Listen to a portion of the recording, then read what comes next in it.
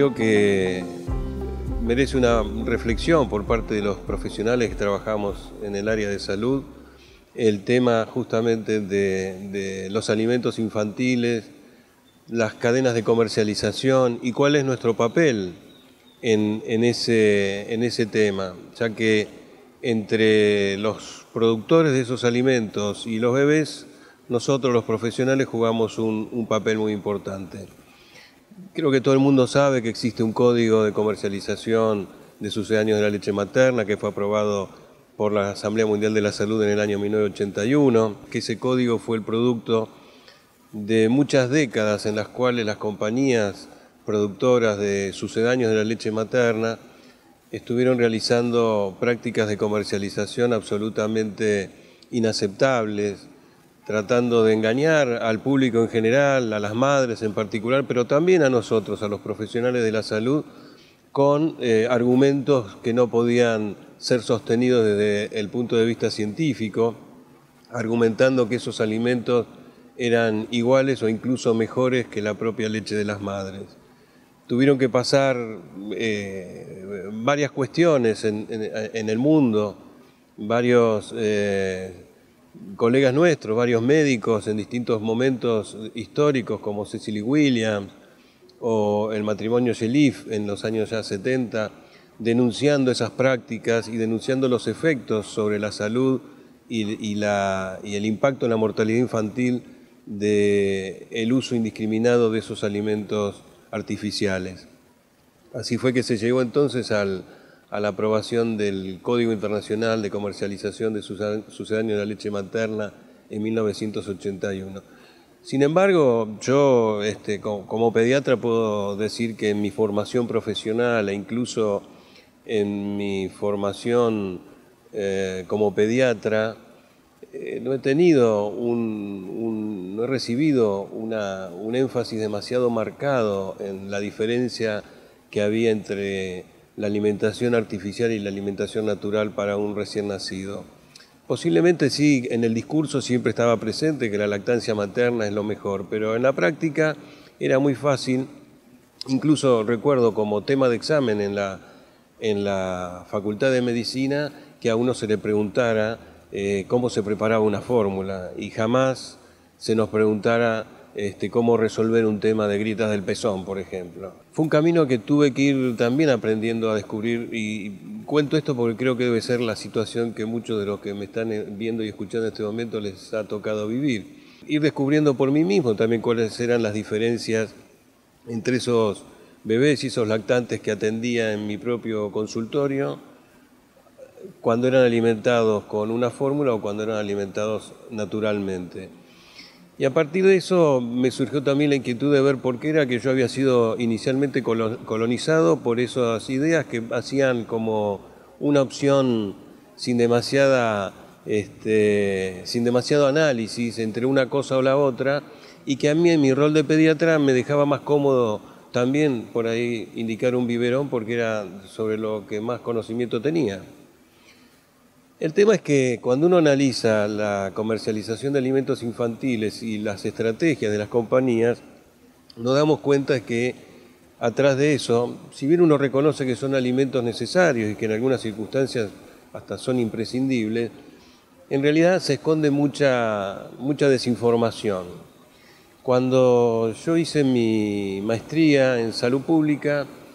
la tesis que escogí para presentar fue justamente alrededor de la alimentación infantil, pero muy específicamente lo que hice fue el análisis de la publicidad de sucedáneos de la leche materna en la revista de la Sociedad Argentina de Pediatría y en la revista del Hospital de Niños de Buenos Aires durante 30 años. Tomando los 25 años a partir de la sanción del Código, de 1981 hasta el 2006, yo encontré 75 publicidades diferentes que se repetían en el tiempo muchas veces, pero eran 75 distintas sobre sucedáneos de la leche materna. De esas 75, solamente 2 tenían referencias bibliográficas, es decir, que todas ellas sostenían que esos sucedáneos eran cuanto menos iguales que la leche materna,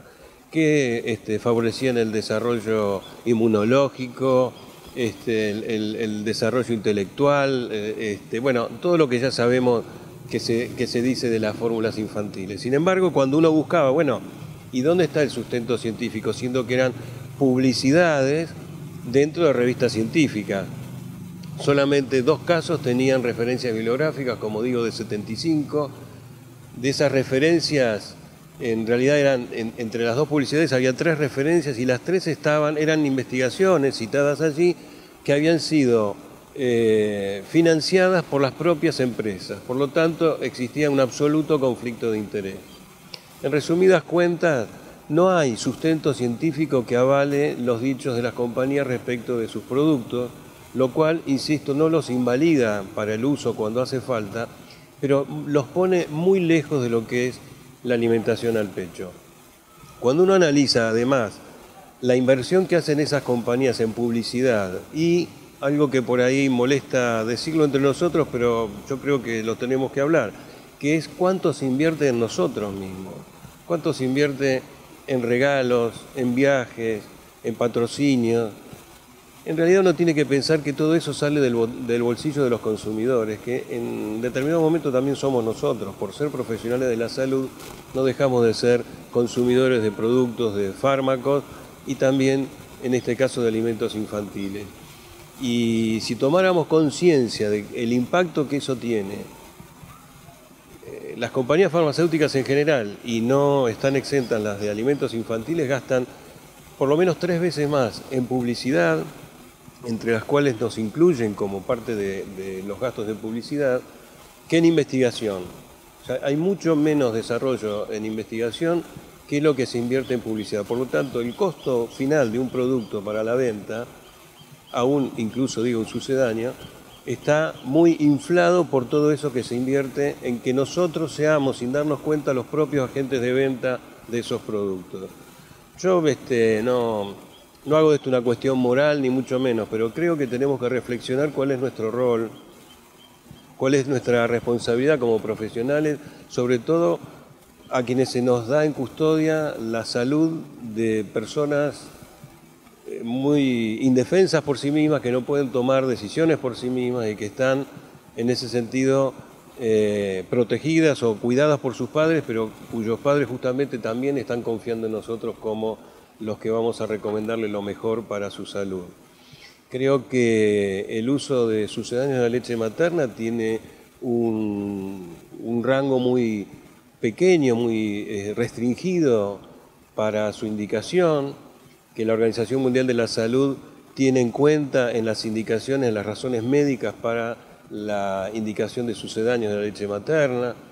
Creo que en general también los obstetras muchas veces cuando tienen que indicar a una mujer puérpera un medicamento, muy fácilmente dicen por las dudas dejen de amamantar, cuando eso es todo lo contrario. Tendría que decir por las dudas no dejen de amamantar y en todo caso averigüemos qué efecto potencialmente podría tener sobre el bebé. Y creo que debemos reconsiderar entonces nuestro vínculo, nuestra relación con esas empresas.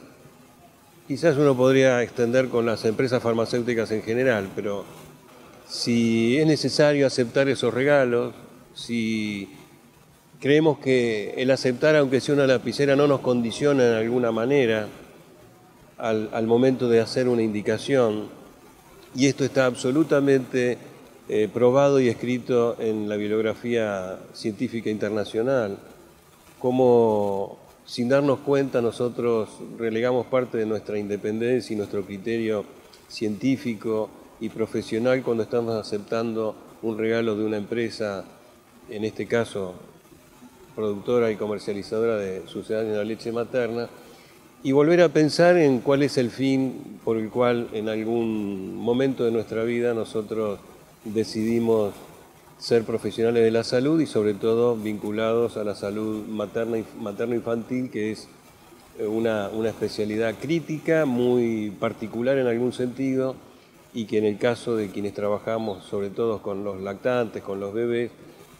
nos da una doble responsabilidad porque estamos trabajando con un público, con gente, con personas que no tienen capacidad por sí mismos de tomar decisiones sobre su salud y sobre sus vidas.